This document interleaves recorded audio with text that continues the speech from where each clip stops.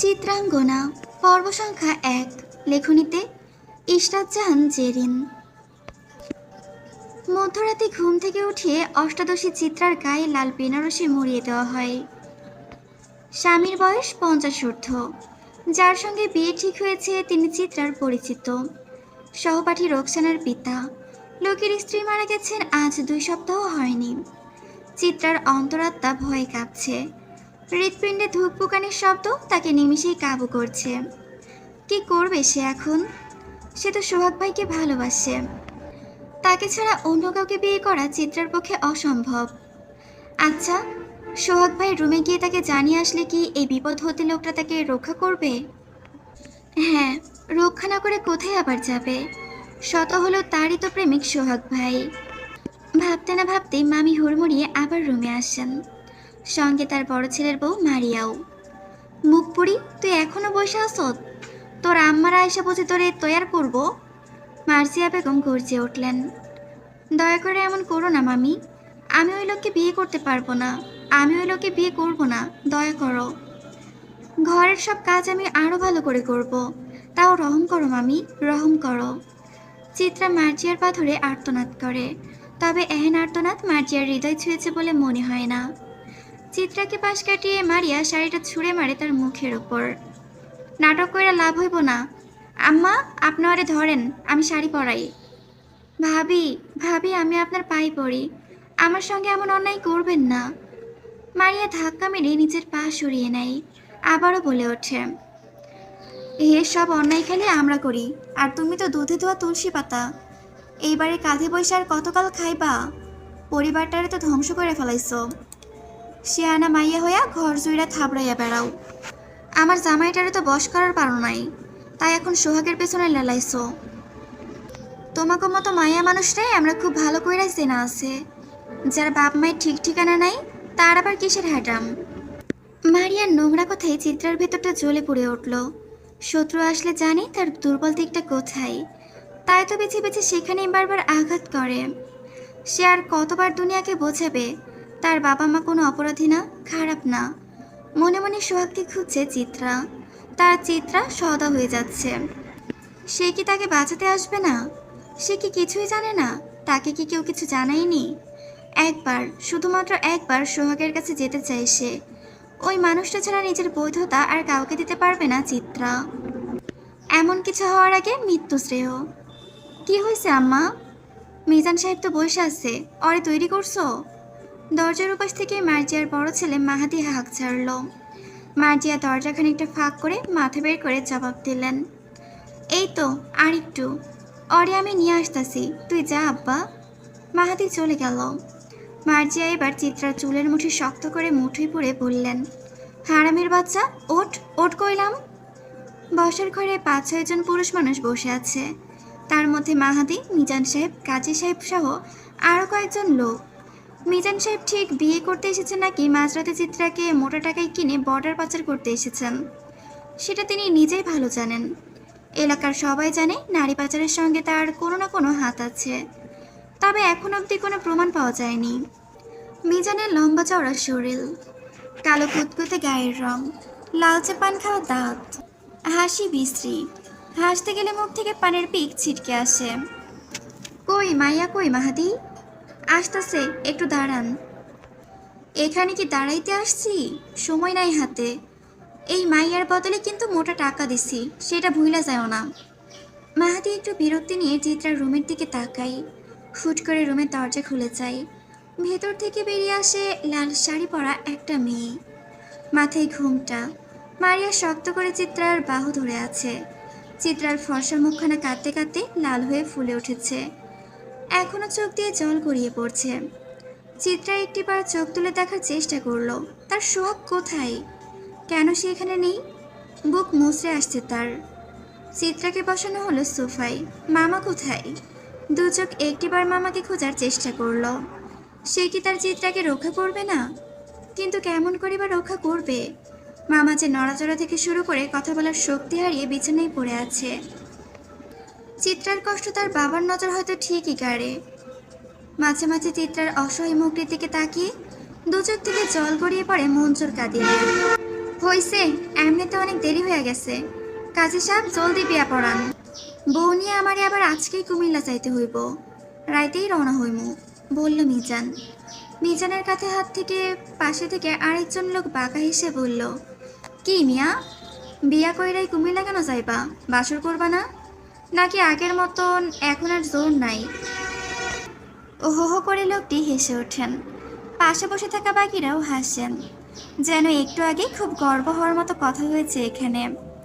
চিত্রার ঘৃণা লাগছে, বাবার বয়সে একটা লোকের সঙ্গে তার বিয়ে, তা আবার হুট করে এমন মাঝরাতে। লোকটাকে দেখে মনে হচ্ছে আস্ত একটা লম্পট। শাড়ির ওপর দিয়ে চিত্রাকে কেমন করে চোখে গিলে খাচ্ছে। কাজী সাহেব নড়ে চড়ে বসেন বিয়ে পড়ানোর জন্য। মাহাদি একবার আর চোখে চিত্রার দিকে তাকান। একটু আগেও ঘর থেকে মেয়েটার আহাজারি শোনা যাচ্ছিল। মুহূর্তে কি এমন হলো যে এতটা নিশ্চুপ হয়ে গেছে? যাকগে, ভালোই হয়েছে, ঝামেলা না করলেই তো হলো। তো বিয়ে শুরু করা যাক, কাজী সাহেব জিজ্ঞেস করলো। শুরু করেন, কাজী সাহেব খুতবা পড়ে বললেন। মরহুম মুন্সি সাহেবের বড় ছেলে মোহাম্মদ মিজান সাহেবের সঙ্গে। কাজী সাহেব হঠাৎ থমকে গেলেন। সদর দরজা একেবারে ভেঙে ফেলার মতো শব্দ করে কারা যেন দরজায় আঘাত করছে। সবাই ভয় পেয়ে যায়। মাঝরাতে কারা এলো? মারিয়া ভয়ে গুটিসুটি মেরে মার্জিয়ার পেছনে গিয়ে দাঁড়াই। আমি দেখতাছি। মাহাদি উঠে গেল। মার্জিয়া তাকে বাধা দেওয়ার চেষ্টা করেও কোনো লাভ হয়নি। দরজা খুলতে বেশ কিছু লোক ঘরে ঢুকে পড়ল। মাহাদি তাদের দেখে দুপা পিছিয়ে এলো। সকলের হাতে অস্ত্র। ডাকাত নাকি ওরা? এবার সকলের ভেতর ভয় যেন বাসা বেঁধে বসলো। হঠাৎ ছেলেগুলোর পেছন থেকে সুঠাম এক সুপুরুষ এগিয়ে এলো, স্যুট প্যান্ট পরিহিত। মিজান সাহেব লোকটাকে দেখে কেন জানি আটকে উঠল। সোফা থেকে এক ছটকে উঠে দাঁড়ালো। চিত্রা এখনো বুঝতে পারছে না এখানে কি হচ্ছে, তবে নতুন কোনো বিপদের যে উদয় হয়েছে তা খুব ভালো করে বুঝতে পারছে সে। ছেলেগুলো সোফা থেকে সবাইকে সরিয়ে দিয়ে ভালো করে তা মুছে নিল। লোকটা এসে সোফায় বসে পায়ে পা তুলল। ছেলেগুলোর মধ্যকার একজনে গিয়ে লোকটির শরীর থেকে স্যুট খুলে হাতে নিল। ফারাজের পাশেই দাঁড়ালো সে। লোকটি ভাবলেশীনভাবে টেবিলের ওপর রাখা মিষ্টির প্লেট থেকে একটা মিষ্টি মুখে দিয়ে জিজ্ঞেস করলো, তো মিজান সাহেব, জোয়ান মেয়েদেরকে যদি আপনার মতো চাচারাই বিয়ে করে ঘরে নিয়ে যায়, তবে আমাদের মতো ভাতিজাদের কি হবে? মিজান সাহেব ভয় কাঁপছেন, কারণ তার সামনে যে স্বয়ং ফারাজ এলাহি বসে আছে, চেয়ারম্যানের ছোট ছেলে। তবে সে দেশে ফিরল কখন, আর এখানে তার কি কাজ? জবাব দিচ্ছেন না যে? ফারাজের কণ্ঠস্বর গম্ভীর। আপনি এখানে? কাপা গলায় প্রশ্ন করল মিজান। আমাকে প্রশ্ন করছেন? চোখ তুলল ফারাজ। না মানে, কাজী সাহেব বিয়েটা জলদি পড়ান। বিয়েই তো খেতে এসেছ। মিজান সাহেবের মুখে খানিকটা হাসি ফুটল। তবে মিজান সাহেবের বিয়ে নয়, আমারটা। কাজী সাহেব দিনমোহরটা বেঁধে তাহলে বিয়ে পড়ানো শুরু করেন। মিজান সাহেব মুখটা ছোট হয়ে এলো, সব তার মাথার উপর দিয়ে যাচ্ছে। বাড়ির বাকিদের অবস্থায় একই, তবে কারো সাহস হচ্ছে না লোকটার বিরুদ্ধে হুঙ্কার তুলতে। মাহাদি ইতোমধ্যে চিনতে পেরে গেছে কেই ফারাজ এলাহি, তাই সে আগেই চুপ হয়ে গেছে। যেখানে মিজান সাহেবের মতো লোকের খুঁটি নড়বড় হয়ে গেছে, সেখানে তারা কোন খ্যাতের সবজি? ফারাজ সোফায় গায়ে এলিয়ে বসে ভয়ার্ত চিত্রার দিকে তাকিয়ে বাঁকা হাসল, বলল, জলদি করুন কাজী সাহেব, ভোর হওয়ার আগে তো আমার আবার বাসরটাও সারতে হবে। বিয়ে তো শেষ, এবার আমার বউকে আমি বাড়ি নিয়ে গেলাম। বুঝতেই তো পারছেন এই মাঝরাতে সদ্য আমার বিয়ে হয়েছে, এখনো বাসরটা বাকি, সেটাও তো সারতে হবে। সবাই হা হয়ে ফারাজের দিকে তাকিয়ে আছে। সকলের মনে হচ্ছে মাঝরাতে তাদের বাড়ির ওপর দিয়ে কোনো বড়সড় ঝড় চলে গেছে, অথচ তারা আজ পেয়েও কিচ্ছুটি করতে পারছে না। আর চিত্রা তো মোমের তৈরি পুতুলের মতো নির্বাক হয়ে পড়ে আছে। যে না সে আসছে আর তাকে গলিয়ে দিয়ে যাচ্ছে। সে না পারছে কিছু সহ্য করতে, আর না পারছে চিৎকার করে বলতে, আমি মানুষ, আমারও দুঃখ আছে, আমারও যন্ত্রণা হয়। দুনিয়ার সে কার উপর খানিকটা ভরসা করবে তার জানা নেই। মামি সহ গোটা পরিবারটা একটু আগেই তাকে বিক্রি করে দিচ্ছিল। দিনের বেলায় মেয়ে নিয়ে কুমিল্লা গেলে ঝামেলা হতে পারে দেখে মিজান মাঝরাত করে কাজ সারতে এসেছিলেন।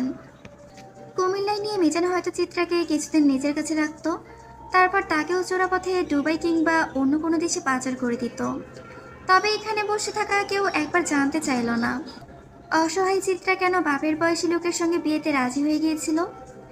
একটিবারও কেউ জিজ্ঞেস অব্দি করলো না। চিত্রার হুট করে মামার কথা মনে পড়ে যায়। মানুষটা একদিন তাকে বাঁচাতে গিয়েই গাড়ি অ্যাক্সিডেন্ট করেন। টাকার জন্য ভালো চিকিৎসা করানো সম্ভব হয়নি।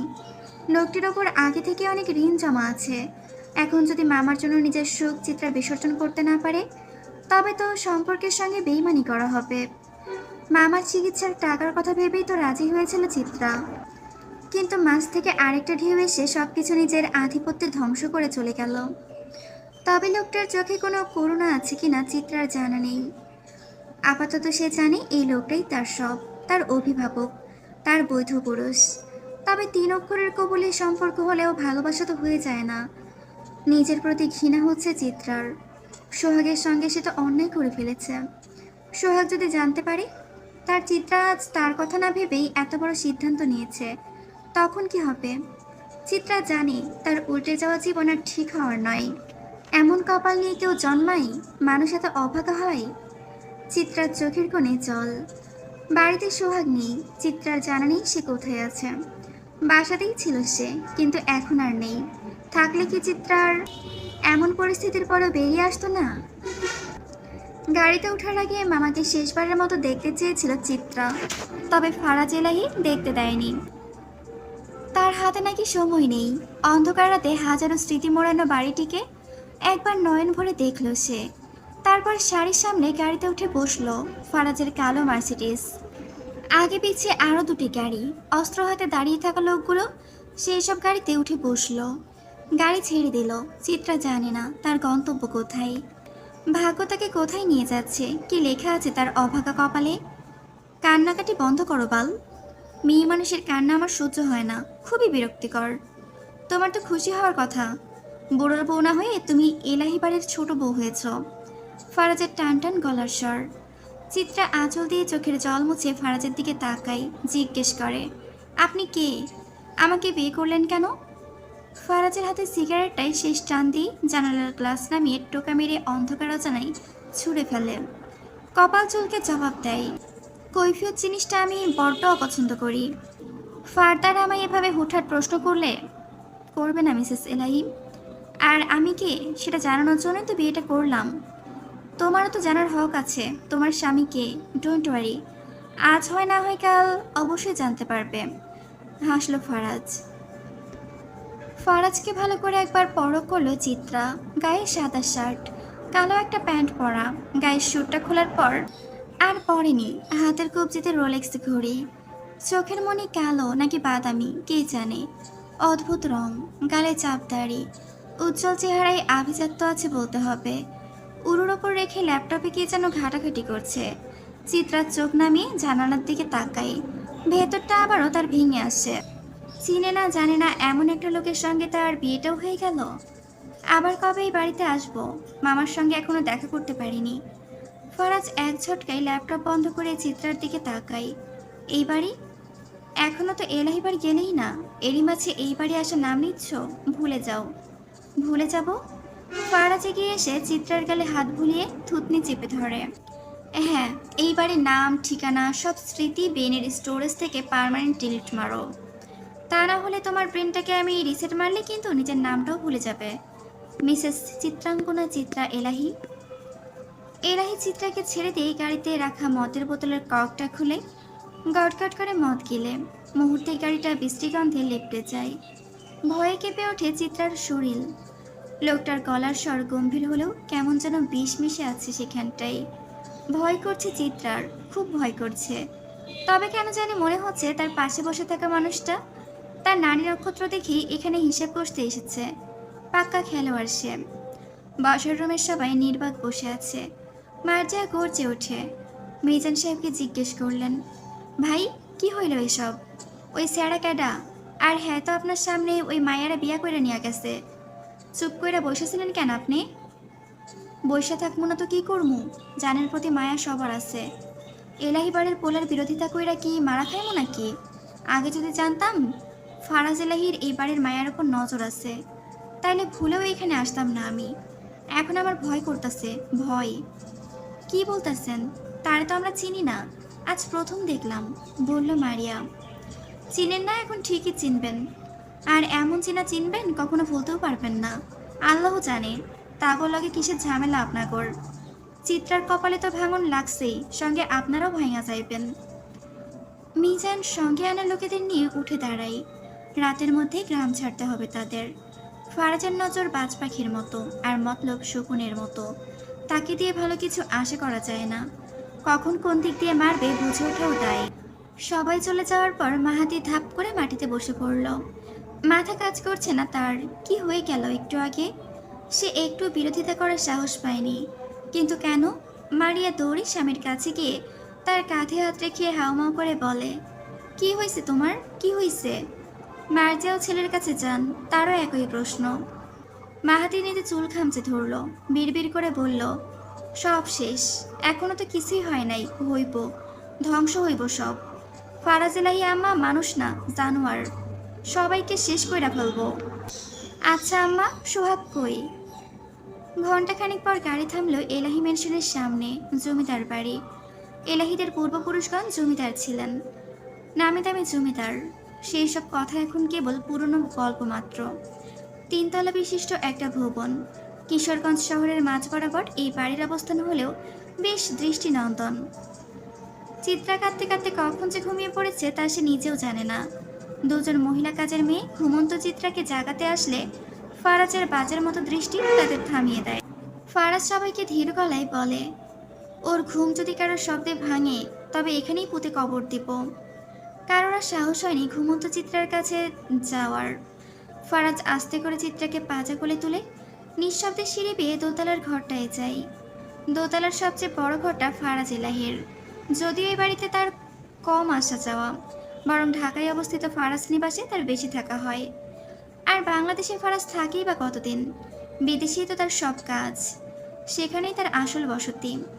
ফারাজ চিত্রাকে বিছানায় শুয়ে দিয়ে দরজার ছিটকেনে লাগিয়ে গলার নেকটাইটি খানিকটা ঢিলে করে ডিভানে পা ছাড়িয়ে বসল। হুইস্কির ককটা খুলে গ্লাসে ঢেলে নিল কিছুটা, তাতে দুই এক টুকরো আইস কিউব ছেড়ে দিয়ে এক চুমুকে সবটা গিলে ফেলল চিত্রা।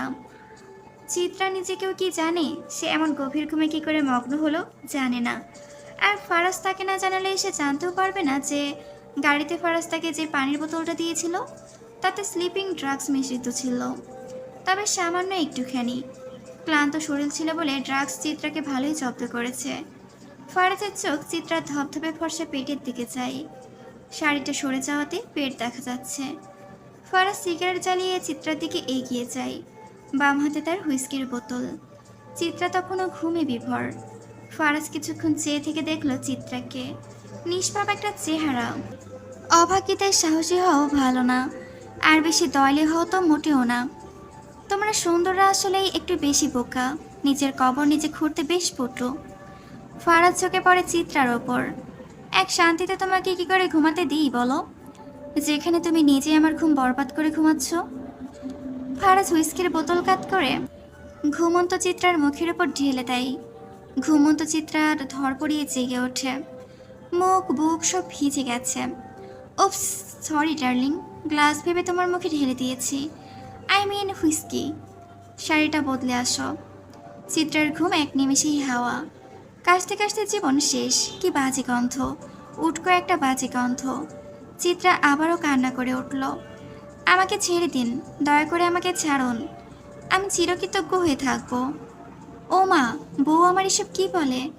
আমি তো তোমাকে এখনো ধরলামই না। আমি ধরলে তো টিকতে পারবে না সোনা। আর কৃতজ্ঞতার কথা বলছো? ফারাজ এলাহির ওসব ছোট লোকি জিনিসের ওপর কোনো ইন্টারেস্ট নেই, ওসব তোমার কাছেই রাখো। I don't need all this, I just want you. Faraz নেকটাইটা খুলে শার্টের বোতামে হাত দেয়। চিত্রার দিকে যতটা ঝুঁকা যায় ঠিক ততটা ঝুঁকে। চিত্রার ভয় করছে, কে বাঁচাবে তাকে? এই লোককে শরীর ছোঁয়ার অধিকার কিছুতেই দিতে পারবে না চিত্রা। মনে মনে একবার সোহাগ বলে চিৎকার করল সে, দয়া করুন প্লিজ। ওই একটা জিনিসই আমি করতে জানি না, দয়া my foot. I just hate this. প্রিয়তমা, কাম হিয়ার। ফারাজ এলাহি গা থেকে শার্ট খুলে চিত্রার শাড়ির ওপর হাত বাড়াতে গেলেই চিত্রা ছিটকে দূরে সরে যায়। ফারাজ বেপরোয়া হাসল। এই বউ, আমি তোমার সঙ্গে ছোটদের নয় বড়দের ছোঁয়াছুঁই খেলতে এসেছি। কাম। আচ্ছা, তোমার বয়স কত? মানে আমি ভার ছেড়ে দিলে তোমার লোড সামলাতে পারবে তো? চিত্রা আরেকটু পিছিয়ে জবাব দিল, 18। একটু বেশি ছোট হয়ে গেল না? হাইট এত কম কেন তোমার? ছোটবেলায় বুঝি চেটে চেটে হরলিক্স খাওনি? হাসতে হাসতে ফারাজের হাত কখন যে চিত্রার শরীর অব্দি চলে এসেছে তা চিত্রা বুঝতেও পারেনি। সামনে যে মানুষটা আছে সে তার স্বামী। তার স্ত্রীর প্রতি একটা হক আছে, তা চিত্রা ভালো করেই জানে। এখানে চিৎকার চেঁচামেচি করাও যাবে না, নিষেধাজ্ঞা করলেও অভিশাপ জুটবে কপালে।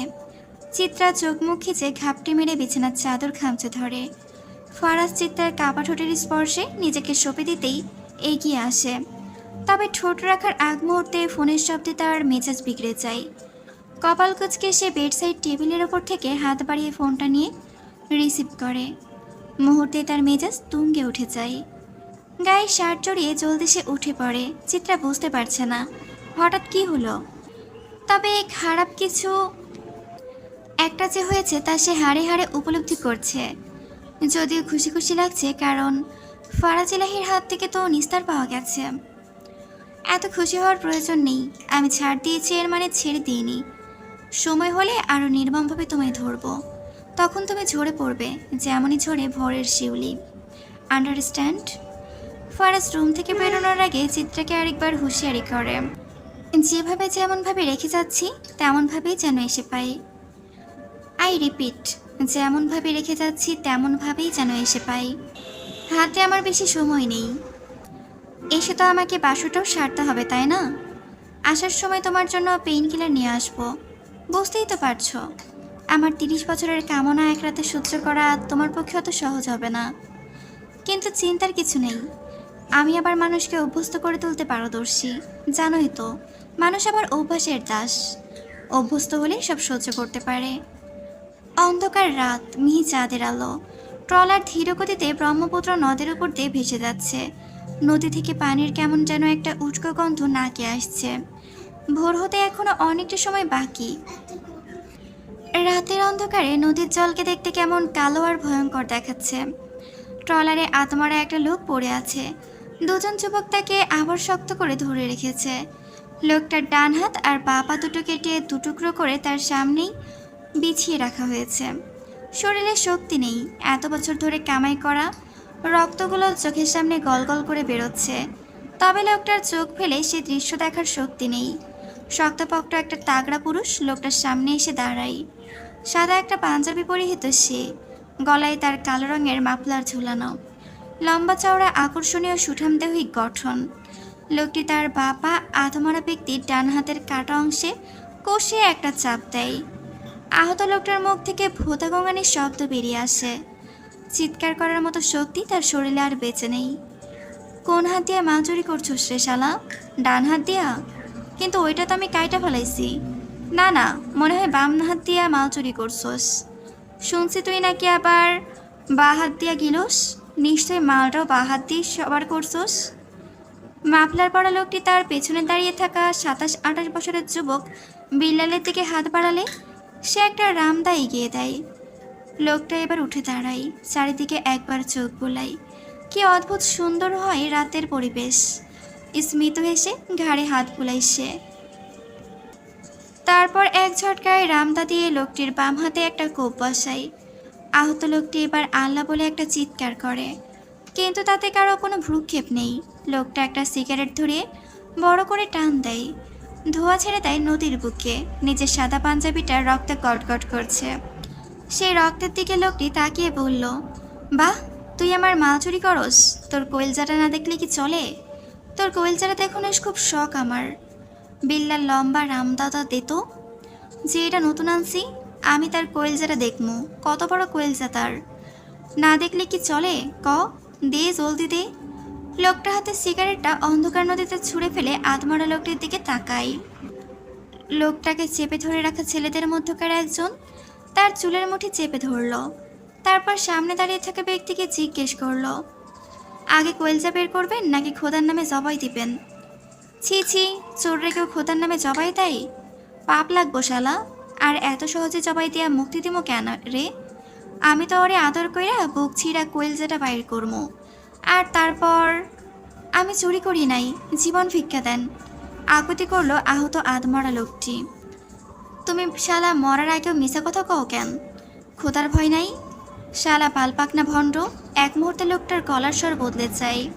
সে ধমকে বিল্লাল নামক লোকটার দিকে তাকিয়ে বলে, জানোয়ার, তোরে রামদাওটা দিতে কইছি না? কানের ছিদ্র দিয়ে কথা ঢোকে না বাল? আকাশের কৃষ্ণ জবনিকা অপসারিত হয়ে স্বর্ণাভ কিরণরাজি ধরিত্রীর বুকে পতিত হল। কিন্তু চিত্রার অন্তর্জগতে কাল রাতে যে প্রলয়ঙ্কারী ঝড় বয়ে গেছে, তার কৃষ্ণ ছায়া এখনও কাটেনি। ভোর হয়েছে। চিত্রা বিছানা ছেড়ে অজু করে নামাজ পড়ল। মোনাজাতে আল্লাহর কাছে একরাশ অশ্রুভেজা অভিমান নিয়ে হাজির হলো। অজানা সব প্রশ্নের উত্তর জানতে চাইল। চিত্রার গায়ে কাল রাতের সেই লাল শাড়িটা, লাল রক্তের মতো টকটকে। রক্ত দেখলে চিত্রার ভয় হয়। রক্তের সাথে তার তিক্ত সম্পর্ক প্রতিবারই কোনো না কোনো ক্ষতি বয়ে আনে, সব কিছু কেড়ে নেয়। এই লাল শাড়িও যেন রক্তের প্রতিচ্ছবি। এক রাতে তার জীবনটাকে পুরোপুরি ধ্বংস করে দিয়েছে। সে ধীর পায়ে এগিয়ে যায় ব্যালকনির দিকে। বাতাসে আর এলোমেলো চুল দুলছে, ঠিক যেন তছনছ হয়ে যাওয়া এক ঝড়ের পর স্থবিরতা। পেছনের দিকে বিস্তৃত এক নিঃশব্দ জলরাশি, আতশ চৌলা দীপ্তিতে মোড়া। ভোরের আবছালোয় তার কালো জলে ছড়িয়ে পড়েছে রহস্যময় নৈশব্দ, যেখানে বাস্তবতা ও বিভ্রমের সীমানা ধূসর হয়ে গেছে। চারপাশের জঙ্গল নিঃশব্দ প্রহরীর মতো দাঁড়িয়ে।